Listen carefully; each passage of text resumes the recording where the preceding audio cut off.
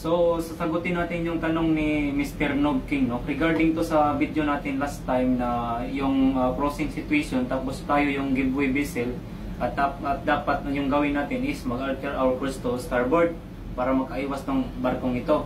So, ang tanong naman ni Sir is that, ito, what if daw na no-go area tong starboard side? Hindi daw pwede kasi daming dahilan kung pwede mababaw para maiwasan yung aground or hindi ko alam, basta hindi niya sinabi kung ano ang dahilan, basta no-go area lang. So ano daw ang dapat gagawin? So ito ang yung ating chart. Ito yung crossing situation, ito yung stand-on vessel, and ito yung vessel natin or vessel which is giveaway. So dapat 'di ba mag-alter tayo ng course natin dito to starboard. But no-go area. Question mark, no-go area dahil baka mababaw or may needs, hindi ko alam, basta hindi siya sinabi kung anong dahilan.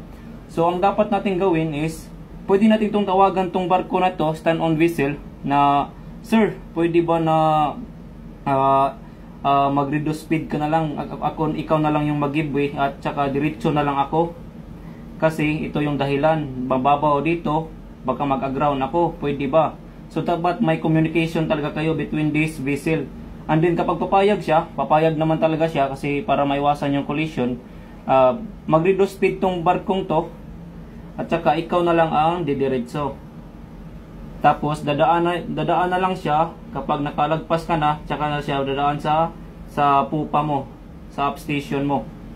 And then sa head-on situation naman, kapag no-go area naman, head-on situation. So kapag head-on situation sa rule number 14, ang dapat gagawin is, ang dalawang barko is mag-alter their course to starboard. Starboard itong isa dito. Para ang mangyari is mag-pass sila port to port. Port to port yung pass nila dito. Ganyan sana. Ganyan yung barkong ito dito. Tapos ito dito. Port to nagkabaliktad na. Port to port yung pass nila. So pwedeng gagawin no-go area dito. Ito, pwede na lang tong siya na lang mag-alter dito sa port para itong vessel na to, hindi na siya maalanganin dito kasi no-go area man to dito, mababaw.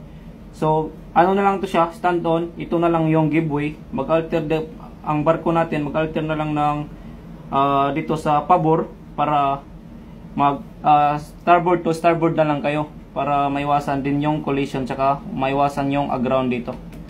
So yun na lang, mag-alter na lang tong barkong to sa head-on situation dito sa pabor para mag-starboard to starboard na lang. Kasi pwede naman yun kahit, kasi diskarte lang talaga. Kahit hindi ka mag-follow sa rules, basta diskarte lang para maiwasan yung collision at saka yung ground. So yun lang po.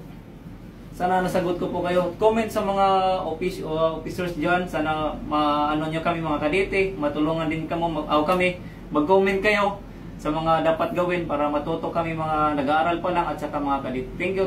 God bless.